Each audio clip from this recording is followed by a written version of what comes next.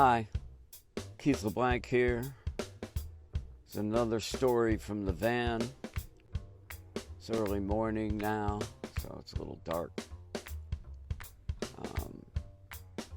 In the 1990s, I was asked to do a clinic by Zildjian in Scotland, a drum clinic. And the lineup was to be Tony Williams, Vinnie Colaiuto, and Will Calhoun. So we had 2 days to do. The first day was an in-store in a local music store in Scotland. So I showed up there, and Tony Williams was there, and Will Calhoun was there, and Armin Zildjian. And Vinnie Colaiuto, he was missing because I guess he was working with Sting at the time. So we're all sat at a table, and I'm sandwiched between Tony Williams and Armin Zildjian. I got Armin Zildjian on my right, Tony Williams on my left. And so there's people coming by asking questions, getting autographs signed. And so this one kid from Germany with a real thick accent, he asked Tony Williams how he played something on one of his records. And so Tony answered him, but the kid didn't get it. So he asked Tony again. So Tony found a simpler way to describe it, and the kid still didn't get it. So he asked Tony again. So Tony broke it down real simply this time. And I could tell he was, getting a little impatient with the kid. And but the kid still didn't get it. So he asked Tony again. So Tony just went off on him.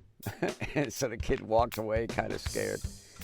And Armin puts his elbow in my side, and he leans over and he says, "What's up with Tony?" And it was perfectly understandable to me. So then they tell us after that's over, they want a few of us to play. So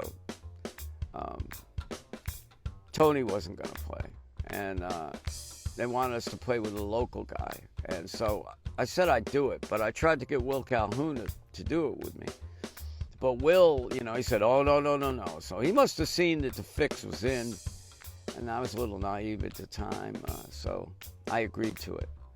So we go into this other room, and this kiddie's drum set is all set up for him. He's got his own kit there, and I think he played with Boy George. He's pretty good. And, he's friends with all the Scottish faction.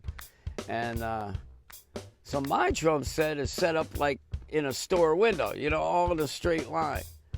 So, I get the drum stool, I sit down, and this kiddie starts playing, going crazy, and I'm trying to reach for a hi-hat, pull it in, and, a cymbal, so I can hit it.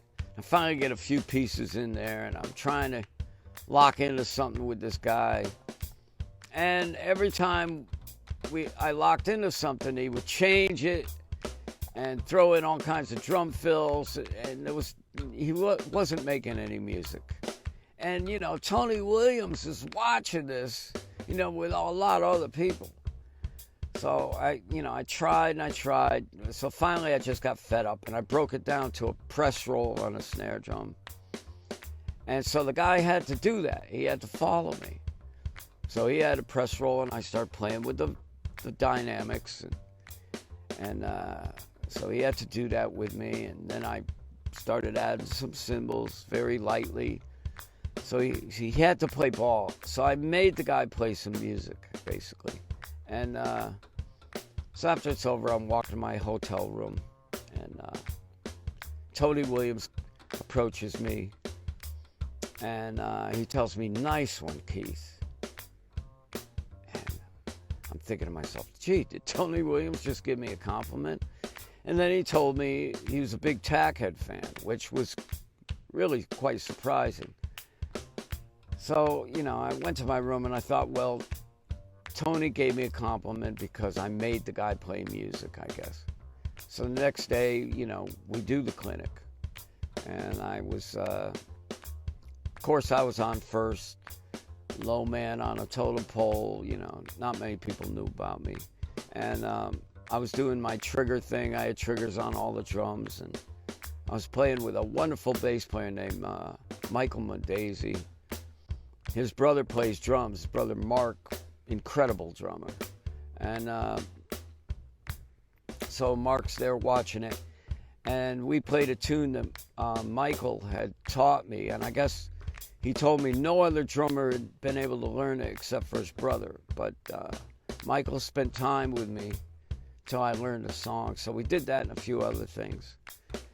And then Will Calhoun went on. He was absolutely blazing that day. And so I'm standing there watching Will, and a guy from Zildjian comes up to me. He says, "Vinny's looking for you." Vinny Caliuto, right? And I don't even know Vinny. So I'm looking around, and I don't see Vinny. And so now Tony Williams goes on. He wanted to go on before Vinny because I guess he had a early flight in the morning. He wanted to get some rest. So I'm watching Tony, and I can't see his feet. And I really wanted to see his feet. So, you know, everybody's standing up backstage on the side of the stage, and there's all this equipment in front of Tony. So I took a walk to the way back of the stage. And in back of Tony is like this huge set of bleachers collapsed. And there's about 8 inches underneath it. And so I got on my hands and knees and I looked underneath it, and I could see Tony's feet. You know, I could see that if I crawled up there, I could get a good look at Tony's feet and what he was doing. So, you know, the floor's all dusty, and I just said, "The heck with it." And I crawled up there on my stomach. And as I'm crawling up there, I see this glow coming from up in the corner, and I smell smoke. And I get closer, and it's Vinny Caliuto on his stomach, you know, checking out Tony's foot, you know. So I crawl up next to him, and Vinny looks over, and he says, "Hey, Keith, I've been looking for you." And, you know, we shake hands, and he offers me a cigarette, so I light a cigarette. And we spent the whole clinic, you know, watching Tony from under the bleachers. And we've been friends ever since.